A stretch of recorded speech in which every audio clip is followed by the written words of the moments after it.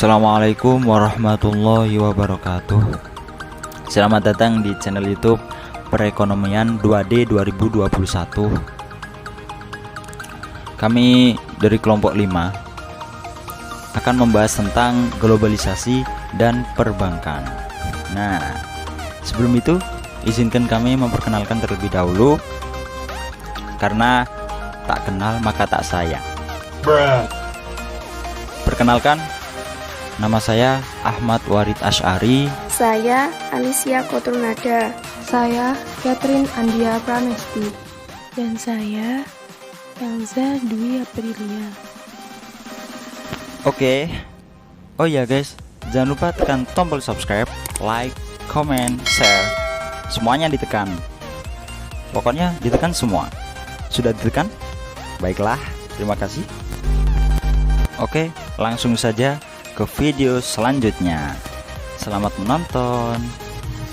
Globalisasi. Nah, apa itu globalisasi?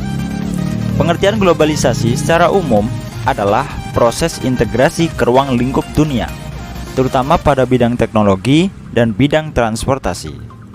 Kemajuan teknologi komputer dan internet membuat kita cepat mengetahui informasi Olimpiade di Amerika Serikat. Wah, enak sekali kan?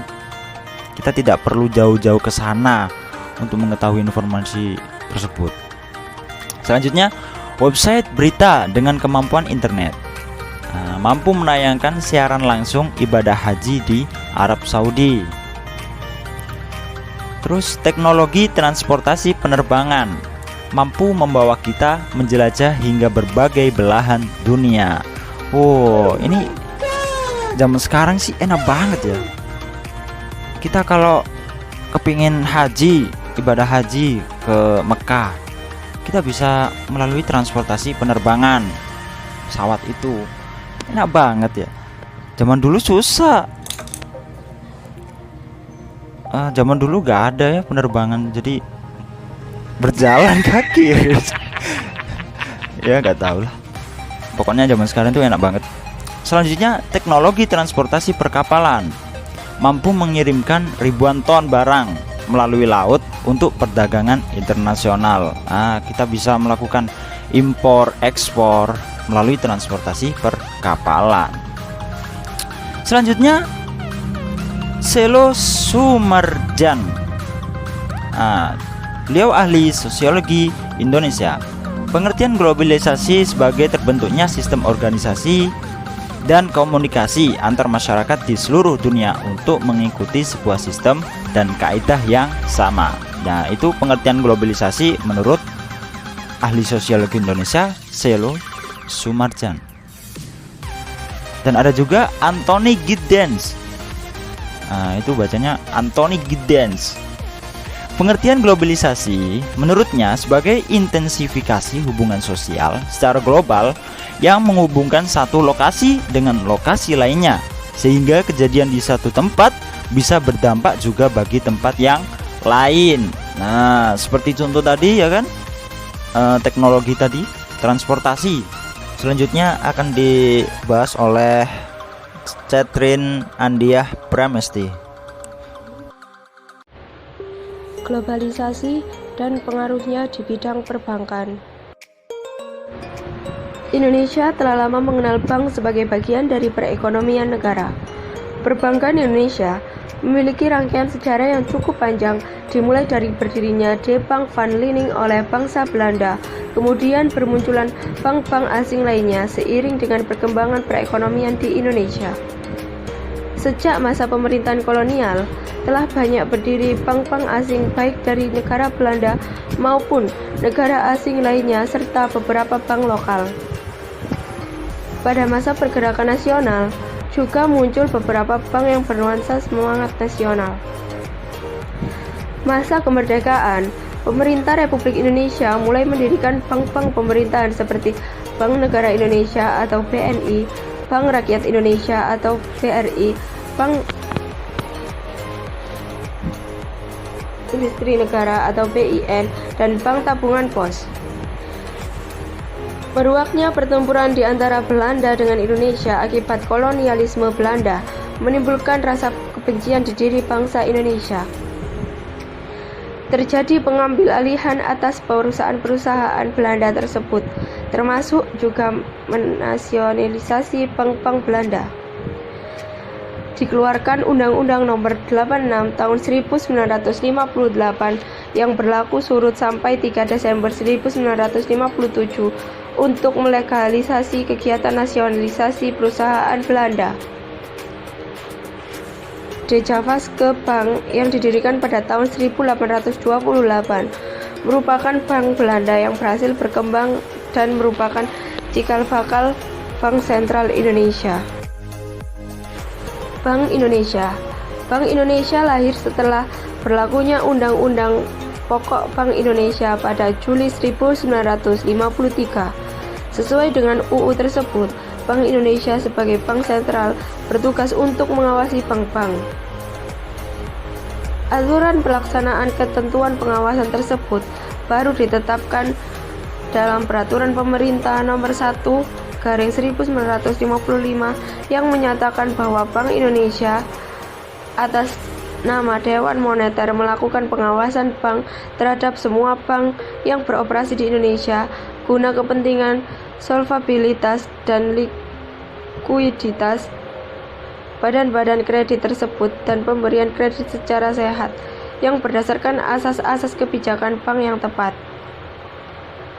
Untuk mengatasi praktik tidak wajar dalam perbankan, dikeluarkan Keputusan Dewan Moneter Nomor 25/1957 yang melarang bank-bank untuk melakukan kegiatan di luar kegiatan perbankan.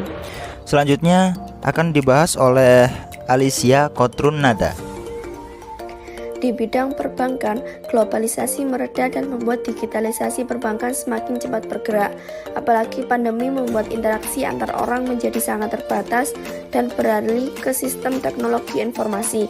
Ada 4 karakteristik meredanya globalisasi dan meningkatnya digitalisasi, yaitu pertama, banyaknya negara yang mengandalkan internal atau domestik dalam merespon ketegangan perdagangan internasional. Kedua, arus modal antar negara dan nilai tukar yang semakin bergejolak. Ketiga, bahwa respon kebijakan bank sentral tidak dapat mengandalkan suku bunga mandat. Dan keempat, semakin maraknya digitalisasi di bidang ekonomi maupun keuangan. Selanjutnya, bank sentral dan pengambil kebijakan dalam merespon globalisasi dan digitalisasi melakukan 3 hal, yaitu pertama, menerapkan bauran kebijakan bank sentral atau policy mix. Kedua, memperkuat sinergi dan koordinasi antar pemangku kebijakan dengan meningkatkan transparansi dan komunikasi. Ketiga, perlunya memanfaatkan era digitalisasi untuk menjaga stabilitas dan mendorong pertumbuhan ekonomi. Selanjutnya akan dibahas oleh Elza Dwi Aprilia. Selanjutnya yaitu contoh studi kasusnya. Globalisasi menurun, era digital menguat, bagaimana Bank Sentral menyikapinya? Gubernur Bank Indonesia atau BI, Peri Warjio menyatakan, dunia saat ini tengah menghadapi kondisi di mana globalisasi mengalami penurunan.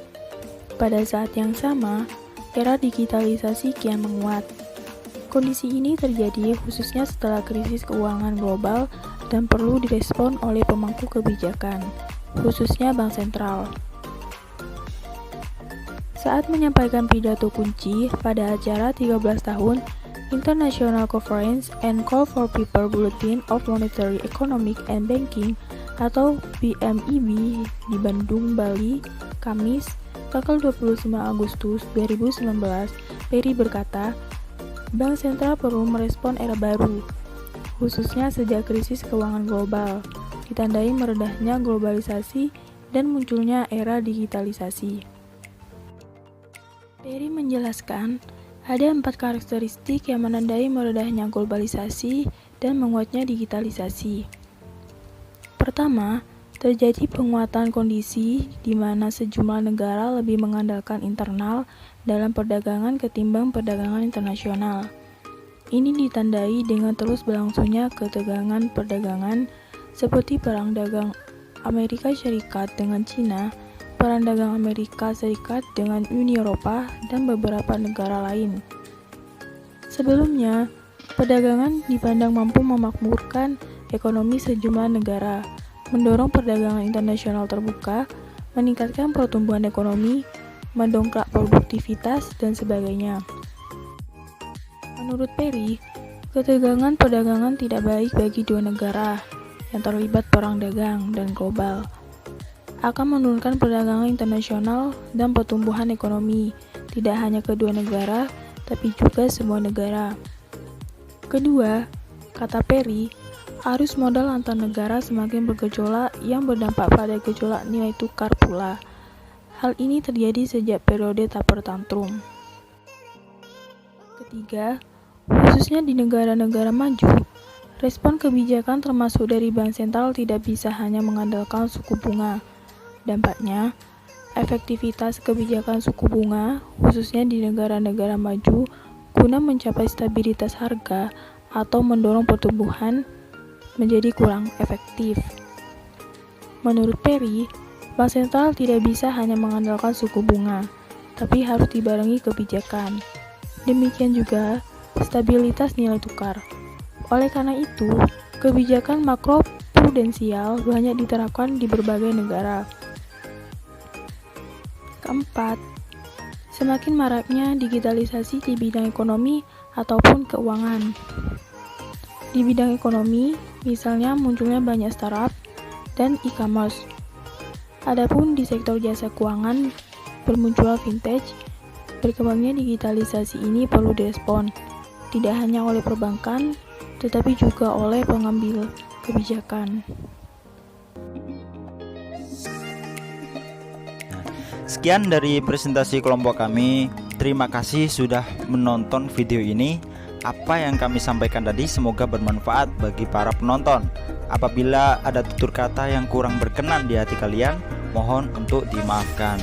Karena kita itu juga manusia, bukan alien. Manusia itu tempatnya salah, baik laki-laki maupun perempuan. Kalau ada perempuan merasa selalu benar, berarti dia bukan manusia. Ya sudah, saya akhiri. Ihdinas siratal mustaqim. Wassalamualaikum warahmatullahi wabarakatuh. Sampai jumpa guys. Bye bye.